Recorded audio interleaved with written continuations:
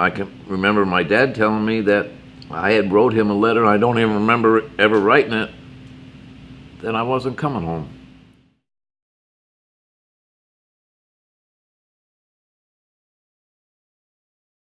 You know, and all we could ever think about was coming back to the world and what we were going to do when we got back and how things were going to be different. But they really weren't. They were actually worse for us. And we had to do a lot of adjusting to cope with daily life.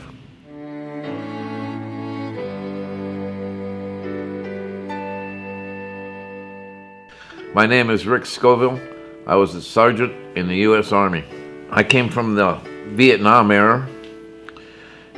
And first of all, I think I would like to salute all the veterans and all military people of all times. However, I think we, the people from my era, we're the forgotten soldiers.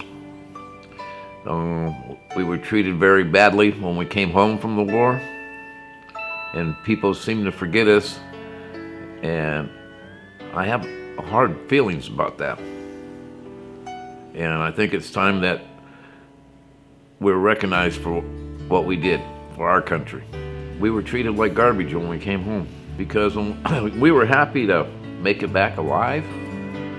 However, when we got off the planes, there were picket lines and people spitting at us and calling us all kinds of dirty names. And we were just doing what we were trained for and doing it for our country, and we got treated bad. The average age of the people going over there was about 19 years old. We were kids going over to fight a war, and we came back hardened men. And I think it really took effect on us. The people who were there mentally, you can say you don't have problems, but you got problems. We all have problems. They were asking for volunteers for a special unit. It's called the 3rd Brigade Recon Unit. And I was the first one to put my hand in the air because that's where I wanted to go. Take me to where the action is. Now that I'm older, well, I regret some of them putting my hand up. But it made me the man that I am today. My dad was a lifer in the United States Air Force. And when I came back from Vietnam, since he was a lifer, he wanted to know about some of my stories over there. And I said, Dad, there's some things we just can't talk about.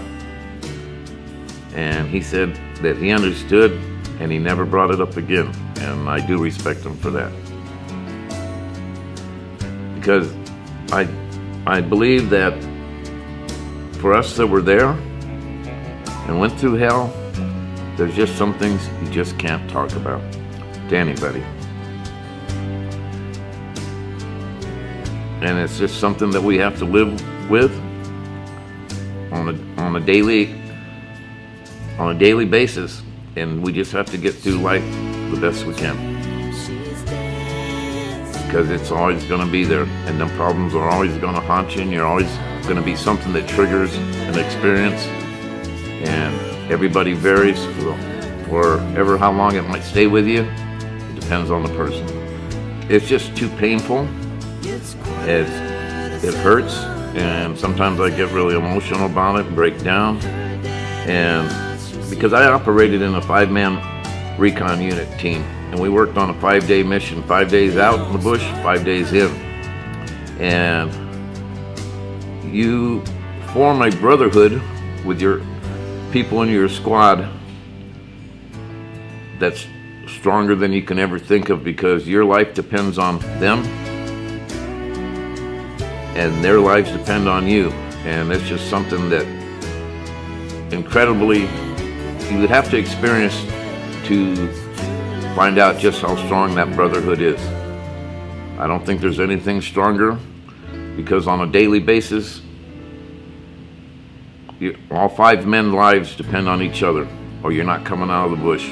Once you were a soldier, you'll always be a soldier. In heart, you will always be a soldier. That will never change. You can try to escape it, but it's with you forever. And the things that we experience will always be with us, good and bad. And I'm hoping that in the future that our governments and legislature will make more recognition of the soldiers from our era. That's my goal in life.